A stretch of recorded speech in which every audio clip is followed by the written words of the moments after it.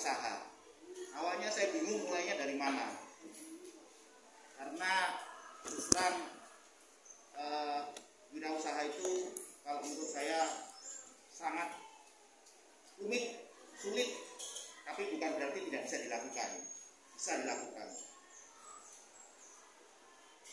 Saya coba beberapa hari bagaimana caranya menyampaikan, karena kemarin Bu Novi menyampaikan adalah inspirasi. Kata kuncinya adalah inspirasi. Jadi saya di sini tidak terlalu banyak bercerita tentang tekniknya atau detail mengenai bagaimana mengerjakan jenis usaha yang saya lakukan, tapi lebih banyak mengenai inspirasi. Mungkinkah kita berwirausaha dari kecil, dari usia yang sangat muda, SMP, SD, atau bahkan TK?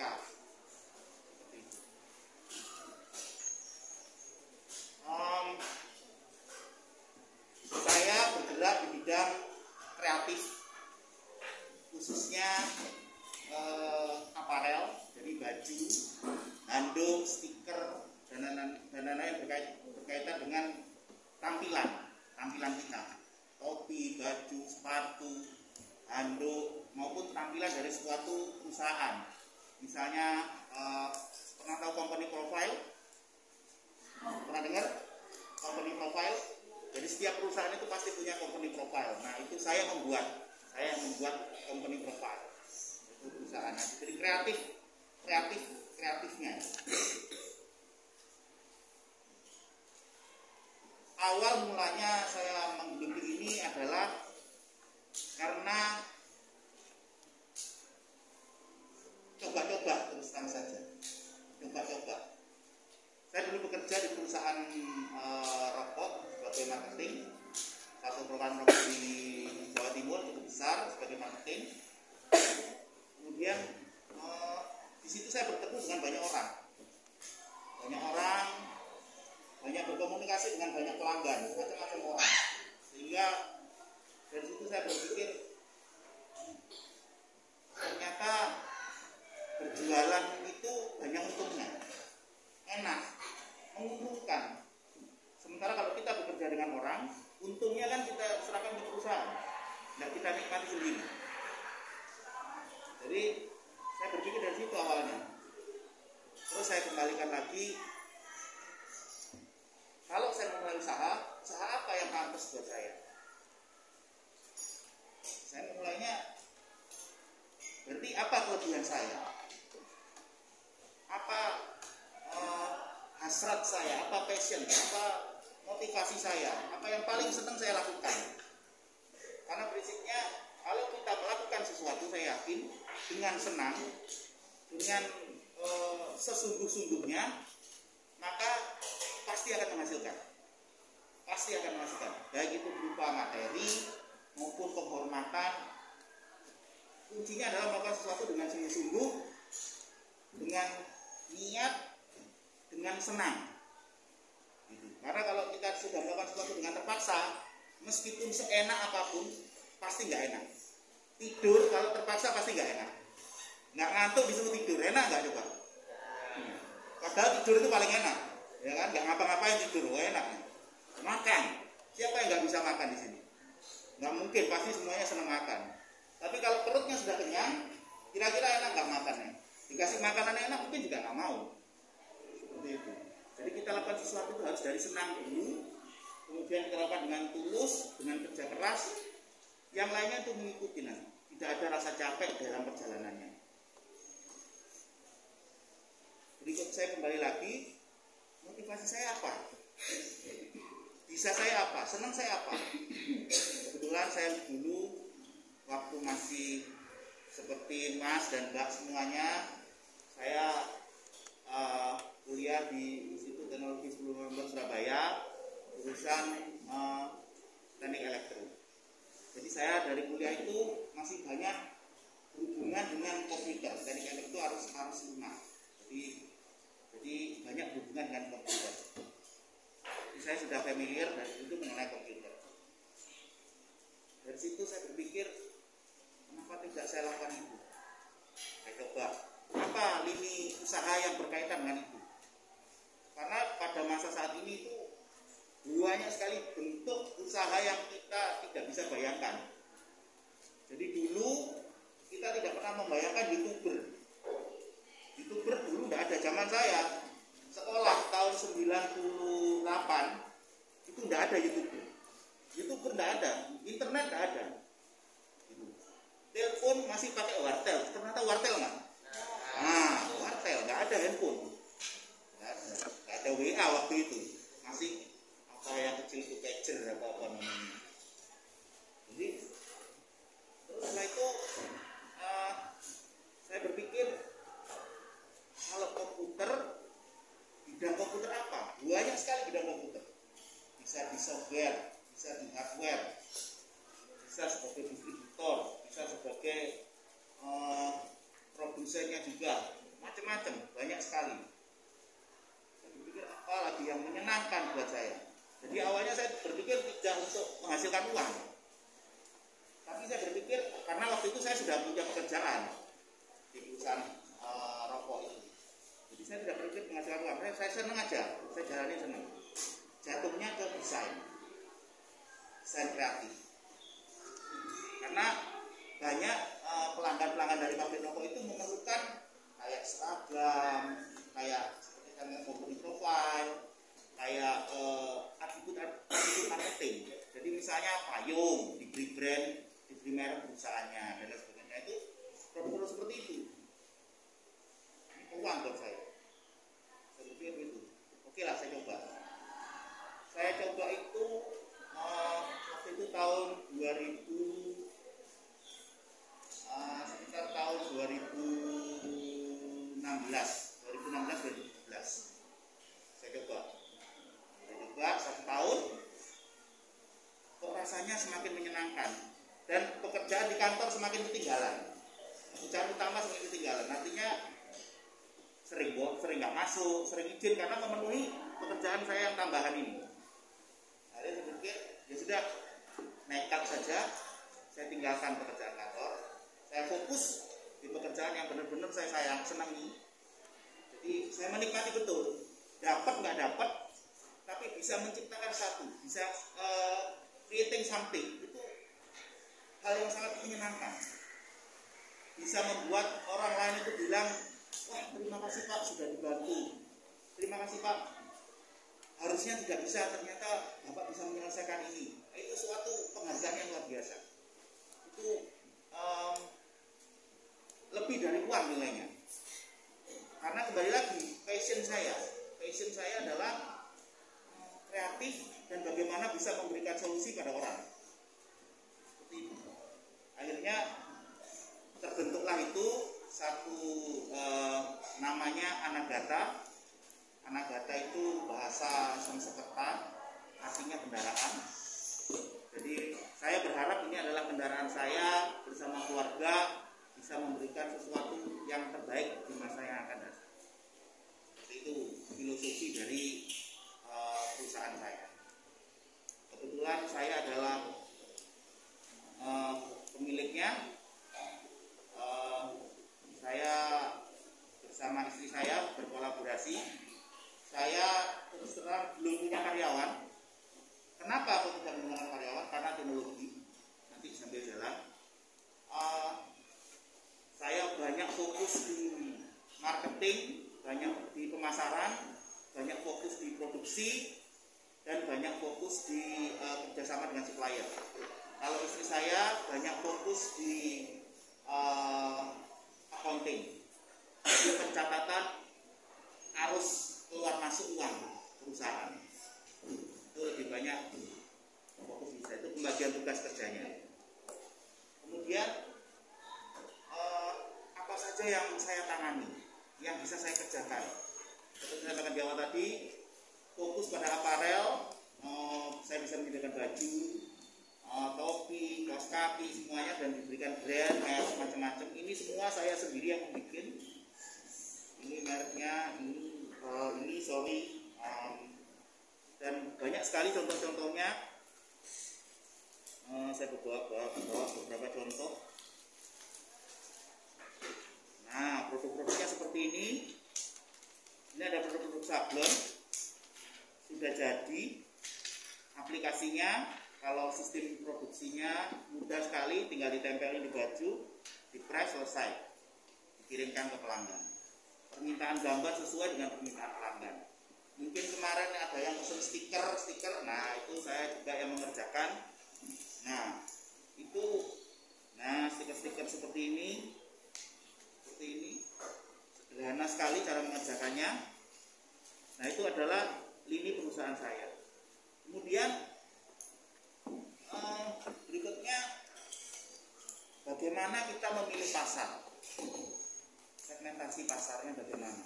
Saya memilih pasar terus terang adalah pasar yang khusus, yang spesifik, sehingga dengan pasar yang khusus kita tidak perlu susah untuk menentukan harga. Saya tidak mau masuk pasar yang bersaing dengan harga, artinya jor-joran. Punya kulit murah, dagang lebih murah. Saya tidak mau di sana. Jadi saya mau mencari pasar yang, kalau bahasanya itu, bahasa ekonominya itu kalau nggak salah, niche market. Niche market. Ada yang pernah dengar? Nah, nanti itu tambahan ilmu, niche market.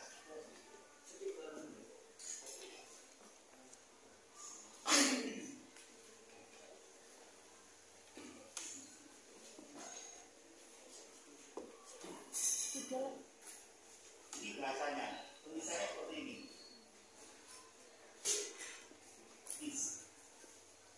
Niche market ini adalah salah satu pasar yang spesifik. Semua produk bisa memasuki niche market. Kita yang harus mencari niche marketnya, spesifik produknya.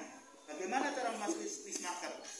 Kita harus benar-benar detail dengan produk kita. Yang kita tawarkan harus benar-benar berbeda dari yang dimiliki orang lain. Usaha sablon, usaha baju, konveksi itu kan banyak sekali. Dan mungkin punya showroom dan lain sebagainya, banyak sekali.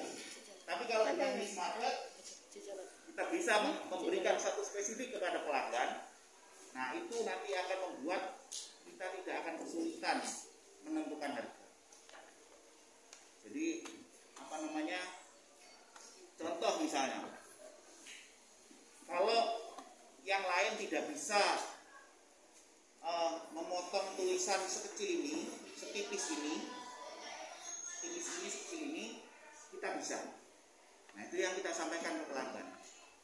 Ketebalan tulisan saya 0,05 mili, yang lain cuma 0,1 mili. Nah itu berubah. Nah itu kita tawarkan ke pelanggan sehingga kita bisa masuk di market. Karena pasar di Indonesia ini besar untuk semua jenis usaha. Pasarnya besar. Penduduk kita itu 300 juta mungkin sekarang. 300 juta orang. Itu sangat besar sekali, luar biasa. Dan semuanya pasti butuh makan, pasti.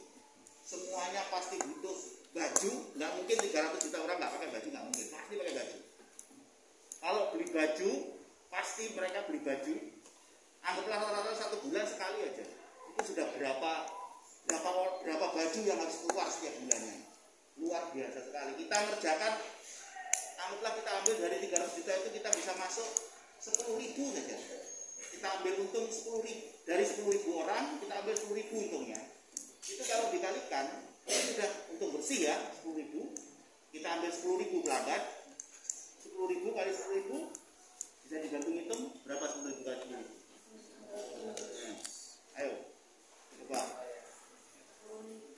Nah, dikasih juga ya, kira.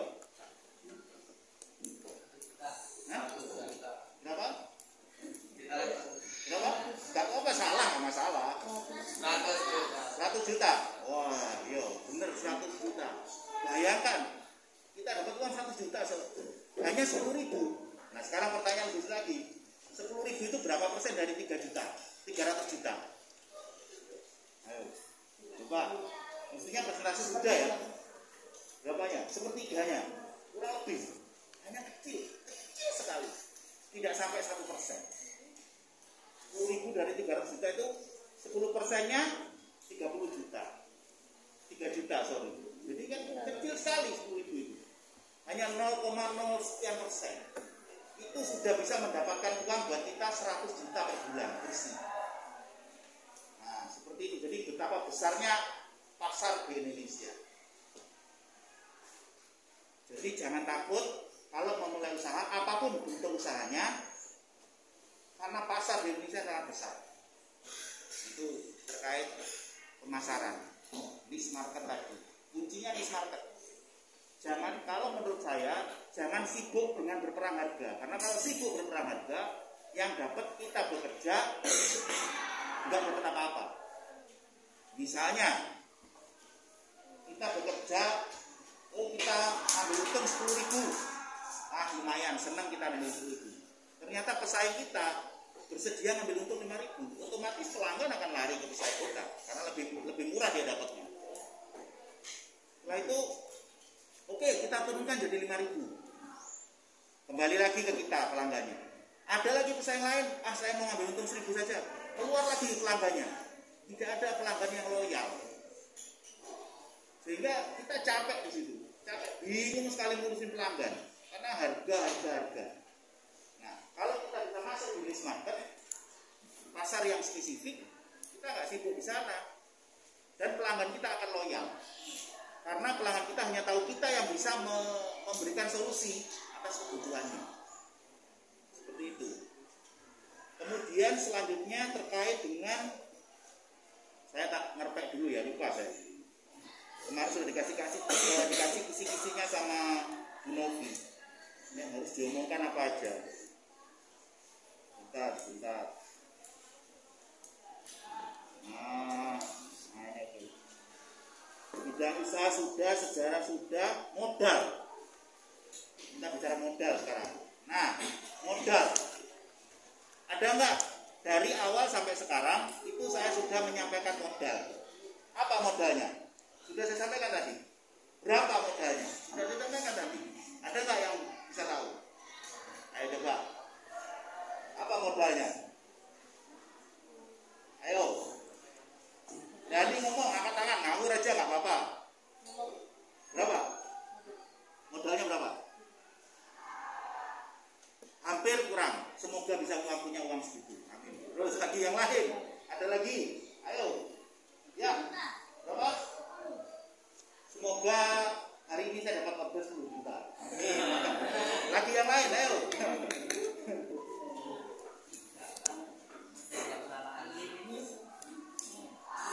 Sudah ya? Nggak ada yang tahu? Nggak ada yang berani? Nah, modalnya adalah 0. Kenapa kalau saya bilang 0? Oh, kenapa? Hampir mendekati benar. Kurang sedikit lagi dapat 100. Jadi pengalaman tadi kaitannya adalah saya bekerja dengan orang, kemudian saya berhubungan dengan banyak orang, punya pelanggan. Nah, itu pengalaman. Berkomunikasi dengan itu pengalaman. Tapi modal awal, karena kata kuncinya kan modal awal. Modal awal adalah apa? Passion. Semangat saya, semangat kita. Itu modal awalnya. Jadi jangan berpikir uang dulu. Kalau mau mulai usaha, jangan berpikir uang. Ada yang pernah naik pesawat? Nah, ada yang pernah naik Air Asia? Air Asia pernah dengar tapi? Pernah dengar? Pernah dengar. Itu perusahaan airline dari Malaysia, ya kan? Dari Malaysia. Dia harga pesawat berapa? Tiketnya aja paling murah 500-600 ribu, ya kan? Nggak mungkin harga pesawatnya 600 ribu kan? Nggak mungkin. Pemilik pesawat, pemilik maskapai airline Air Asia itu membeli Air Asia seharga $1. Bayangkan, $1. Ini bukan bohong, ini kisah nyata. Ada di bukunya. Nanti kalau mau baca bukunya saya tinggal di sini. Silahkan dibaca. Jadi sebagai literasi dari mas-mas dan mbak-mbak semua. Air Asia itu dibeli seharga $1. Maskapai penerbangan. Jadi kita modal bukan uang, tapi semangat, passion, kesenangan kita, hobi kita. Itu modalnya. Kemudian itu modal. Selanjutnya pemasaran saya sudah sampaikan tadi, niche market. Niche market itu adalah pemasaran. Kemudian kendala dan tantangan.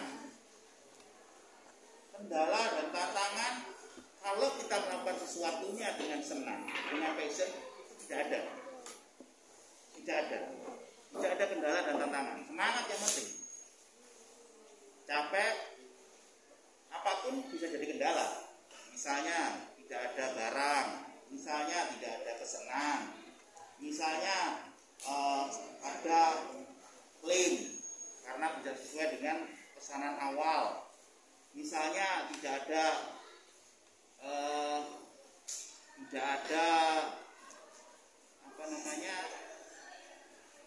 tidak ada yang memberikan penawaran. Nah, jadi banyak sekali kendalanya. Tapi kembali lagi, kalau kita laksanakan dengan passion, dengan penuh semangat, makanya tidak ada kendala itu. Jadi kita bisa melaksanakan semuanya dengan gampang, mudah dan gampang sekali. Terus selanjutnya omset yang didapat. Nah, omset yang didapat ini relatif. Relatif artinya apa? Nah, betul sekali. Jadi bisa besar, bisa kecil. Tapi besar dan kecil itu tidak mempengaruhi kinerja kita. Jadi kita itu istilahnya tidak perlu takut. Misalnya kita cuma dapat 2 juta sebulan, kita tidak perlu kita dapat 1 juta sebulan. Belum bulan berikutnya masih ada lagi, belum tentu. Jadi hari ini kita nggak dapat apa-apa, besok belum tentu tetap tidak dapat apa-apa. Jadi seperti itu. Jadi intinya omset itu relatif. Kalau dari saya, rata-rata omset dari perusahaan saya itu kurang lebih sekitar ya 20 sampai 25 juta per bulan. Itu omsetnya. Omsetnya itu hanya menangani kurang lebih 5 pelanggan. Jadi dari 5 pelanggan saya bisa mendapatkan omset. Jadi tidak terlalu banyak pelanggannya. Tapi saya mau masuk ini smart. Jadi saya bisa, harga saya yang menentukan, bukan pelanggan saya yang menentukan. Jadi enak, nggak capek. Artinya nggak capek kita mikirin pelanggan. Kita cari pelanggan yang benar-benar loyal, benar-benar percaya dengan kualitas kita, sehingga akan sangat mempermudah dalam menentukan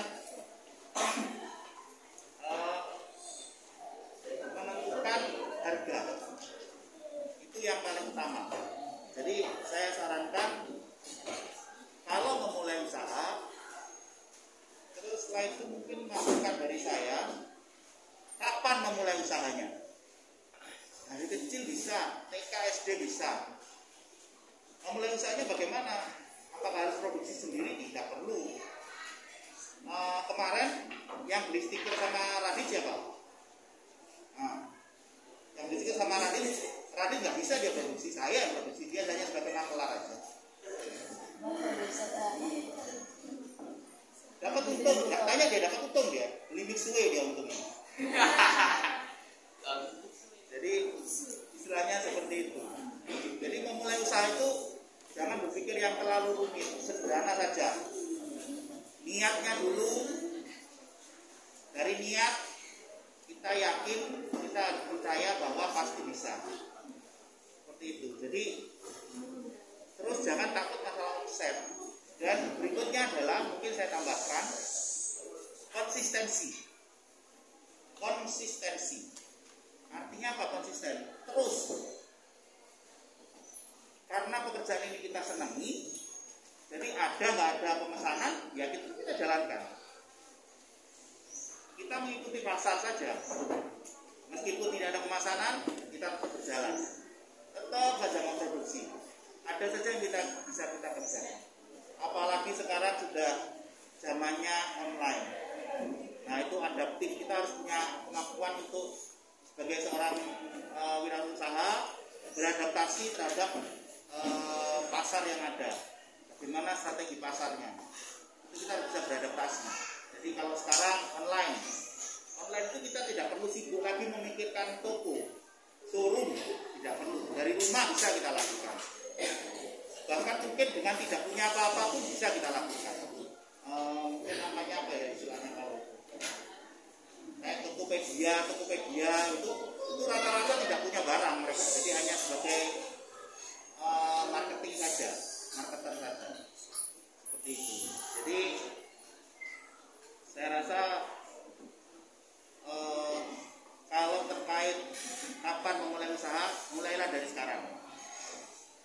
kecil besar tidak masalah, senengi kalau menurut saya begitu. Karena pernah tahu Bob Sadino pernah dengar nggak?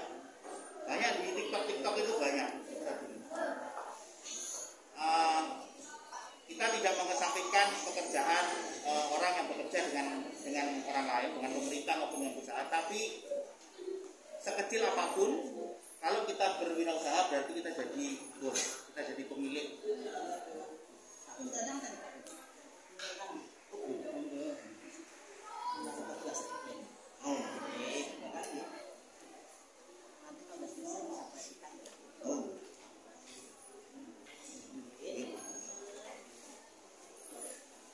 Jadi itu saja dari saya. Ada beberapa kata kunci, niche market, kemudian usaha diawali dari passion, kemudian kapan harus memulai usaha, secepat-cepatnya. Jangan takut karena apa yang usaha itu kalau berawal dari kita senangi, maka pasti akan berjalan dan semuanya akan mengikuti. Seperti itu, saya rasa cukup dari saya.